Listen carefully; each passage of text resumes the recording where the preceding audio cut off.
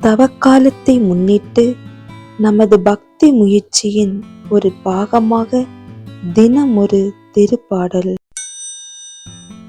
திருப்பாடல்கள் 144. வெற்றிக்கு நன்றி.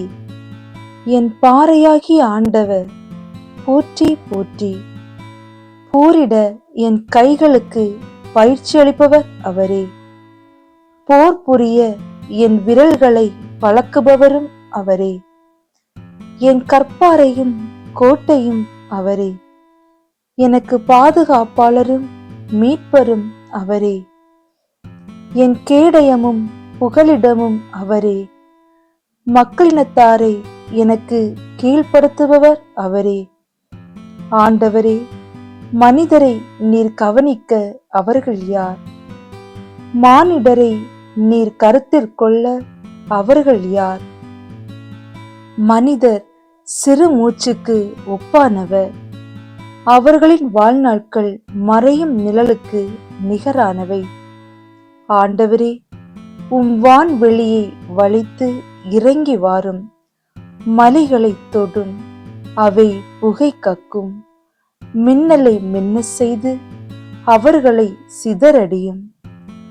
அம்புகளை எய்து அவர்களை கலங்கடியும். வானினின்று உமது கையை நீட்டி எனக்கு விடுதலை வழங்கும். பெரு வெள்ளம் போல் எழும் வேற்றினத்தார் கையினின்று என்னை விடுவித்தருளும். அவர்களது வாய் பேசுவது பொய். அவர்களது வழக்கை வஞ்சமிகு வழக்கை.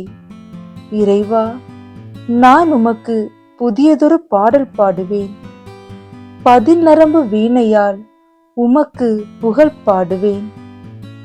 அரசர்களுக்கு வெற்றியளிப்பவர் நீரே. ஊழிய தாவீதை கொடிய வாளினின்று தப்புவித்தவரும் நீரே. எனக்கு விடுதலை வழங்கும். வேற்றினத்தார் கையினின்று என்னை விடுவித்தருளும். அவர்களது வாய் பேசுவது பொய். அவர்களது வழக்கை வஞ்சமிகு வழக்கை. எம் புதல்வர்கள் இளமையில் செழித்து வளரும் செடிகள் போல் இருப்பார்களாக. எம் புதல்வியர் அரண்மனைக்கு அழகூட்டும் செதுக்கிய சிலைகள் போல் இருப்பார்களாக. எம் களஞ்சியங்கள் நிறைந்திருப்பனவாக. பல வகையான தானியங்களால் நிறைந்திருப்பனவாக.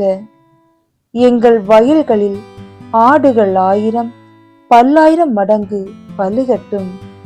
எங்கள் மாடுகள் சுமை சுமப்பவனவாக. எவ்வித சிதைவோ இழப்போ இல்லாதிருக்கட்டும். எங்கள் தெருக்களில் அழுகுரல் இல்லாதிருக்கட்டும். இவற்றை உண்மையாக அடையும் மக்கள் பேறு பெற்றோர். ஆண்டவரை தம் கடவுளாக கொண்ட மக்கள் பேறு பெற்றோர்.